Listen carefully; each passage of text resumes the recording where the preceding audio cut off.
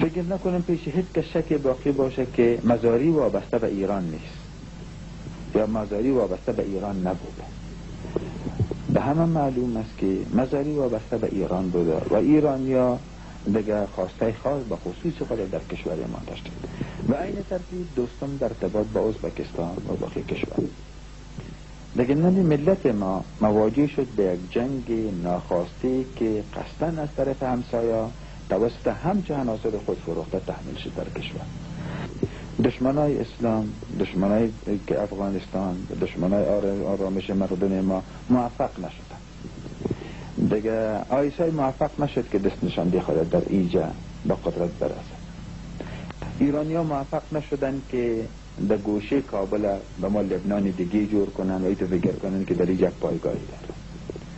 و او آرزوی را که ازبکستان داشت و باقی کشورها که گویا سرحدات شمالی در توسط دوستان ما میتونیم امنیت کنیم و باز از اون طریق ما میتونیم که در افغانستان همیشه تأثیر خود داشته باشیم. هیچ یک از یا موفق نشدن. حکمتیار شکست خوردن، مزاری اصلا گلمش چیده شدن.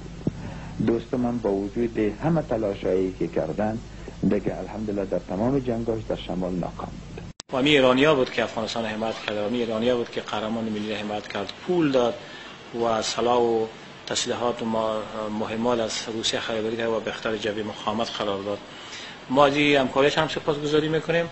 سخن اونایی که بیشتر شعار اسلام میدن، اونا بیشتر در وابستگی و در کمک گرفتن از کشورهای خارجی مستقلن. کی هسته؟ شما خیال میکنید این جنگایی که صورت میگیره پول نمیخواه؟ یک مای مصرف یک برج قوس دسته مزاری در غرب کابل و 1 میلیارد و 780 میلیون افغانی رسیده بود. کاغذایی که به دست برادرها افتاده اسناد از روی اسناد اونا همه موجوده. مصرف یک برج قوس 1373 1 میلیارد و 780 میلیون افغانی شده. اینا از داخل ما اینا چیش کرده؟ یه از خارج مردمه برای قتل و غارت و خرابی کشوره.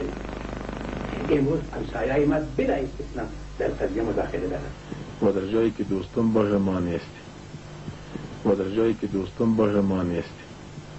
ربانی یا مسعود یا سیاف و اینا کردن دی چند سال و خانه ها را خراب کردن و ایران کردن. ما چیزی گفتیم ربانی را به حضور همه رهبرا که خودش یک کلمه جواب نداشت که شما ملت افغانستان حیثیت چه بزنید زدین، خانه ها را چور کردین، خانه ها را ویران کردین و ناموس مردم تعرض کردین. در آمدن اینا کشون شیشتا بودن، در آمدن دو تا خوار ما گرفتن در پیشوی ما بیناموسی کردن. یکیش گرفتن که خودم بودن که دیگه که زیاد چی غصه که در پیشوی ما کشتنش خودشون خیستن برآوردن. 20000 نفر تا بالا به کابل کشتین شما و برای که به قدرت بشینید.